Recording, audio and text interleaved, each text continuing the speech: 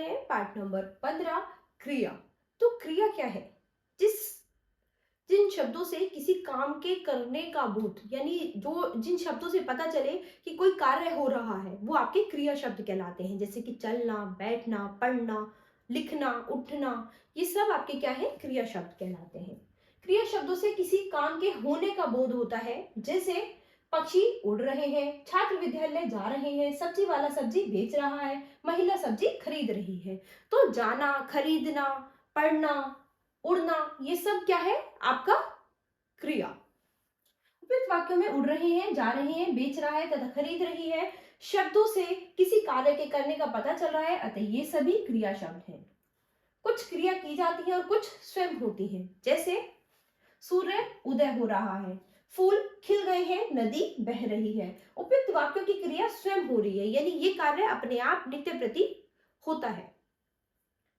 जिस शब्द से कार्य का होना या करना पाया जाए उसे क्रिया कहते हैं।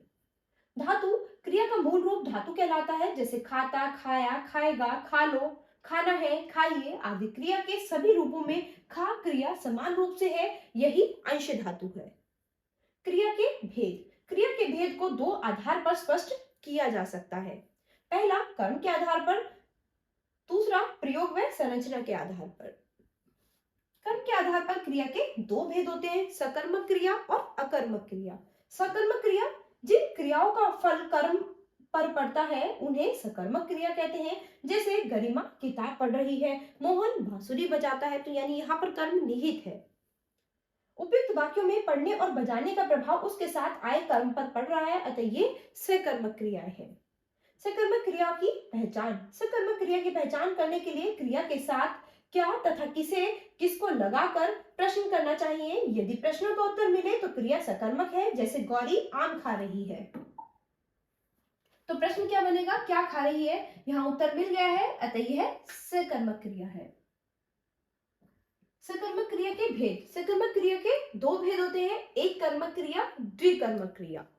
एक कर्मक क्रिया जिन वाक्यों में क्रिया का आधार एक कर्म होता है वे एक कर्मक क्रिया कहलाते हैं। जैसे रवि फूल तोड़ रहा है, मुझे रसगुल्ला चाहिए। द्विकर्मक क्रिया वे क्रियाएं जिनके दो कर्म होते हैं, वे द्विकर्मक क्रिया कहलाती हैं। जैसे माँ ने बच्चे को दूध पिलाया, महिला ने भिखारी को खाना दिया, तो यहाँ पर दो कर्म निहित है। अकर्मक क्रिया जिन क्रियाओं का फल कर्ता पर पड़ता है उसे अकर्मक क्रिया कहते हैं, यानी इसमें कर्म निहित नहीं होता है। पिताजी सो रहे हैं, कहाँ सो रहे हैं, किस जगह सो रहे हैं, कैसे सो रहे हैं, नहीं पता, पिताजी सो रहे हैं।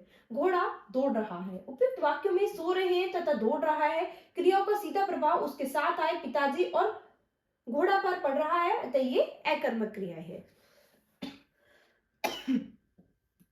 अकर्मक क्रिया की पहचान, अकर्मक क्रिया की पहचान करने के लिए क्रिया के साथ क्या तथा किसे किसको प्रश्न करने पर उत्तर ना मिले तो क्रिया अकर्मक क्रिया होती है। जैसे बच्चा रो रहा है, तो आप प्रश्न करेंगे क्यों रो रहा है, तो उत्तर मिलेगा कोई उत्तर नहीं, अतः यह अकर्मक क्रिया है।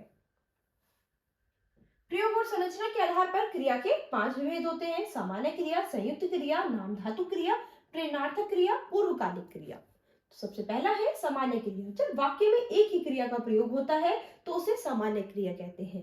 जैसे कनिका पुस्तक पढ़ती है, दीपक नहाया। उपयुक्त वाक्यों में एक ही क्रिया पढ़ती है तथा नहाया का प्रयोग हुआ है, अतः ये सामान्य क्रियाएं हैं। संयुक्त क्रिया, जो क्रिया दो धातुओं के योग से बनती है उसे संयुक्त क्रिया कहते हैं।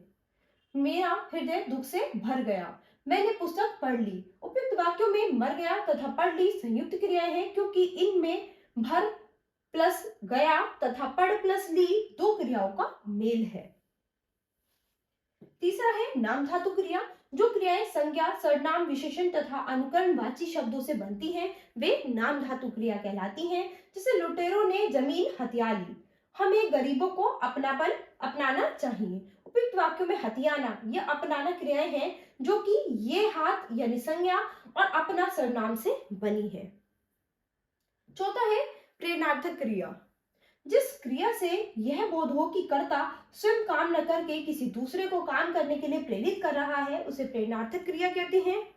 जैसे डॉक्टर रोगी को नर्स से दवा पिलवाता है। इस वाक्य में डॉक्टर रोगी को स्वयं दवा न पिलाकर नर्स को पिलाने की प्रेरणा दे रहा है, इसलिए यह वाक्य प्रेरणात्मक क्रिया का उदाहरण है। पांचवा, पूर्वकालिक क्रिया। किसी वाक्य में मुख्य क्रिया से पहले होने वाली क्रिया पूर्वकालिक क्रिया कहलाती है।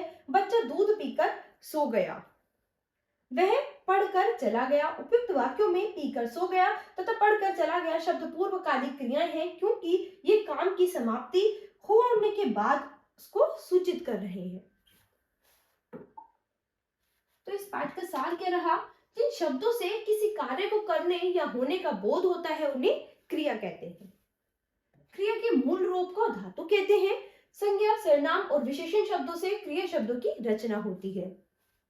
कर्म के आधार पर क्रिया के दो भेद होते हैं, अकर्मक क्रिया तथा सकर्मक क्रिया। प्रयोग व संरचना की दृष्टि से क्रिया के 5 भेद होते हैं: सामान्य क्रिया, संयुक्त क्रिया, प्रेरणात्मक क्रिया, नाम धातु क्रिया, पूर्वकालिक क्रिया।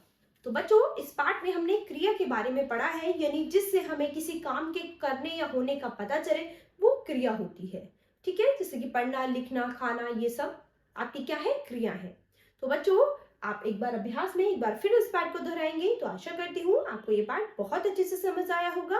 अब हम अपनी नई क्लास में मिलेंगे अपने नए पाठ के साथ। धन्यवाद।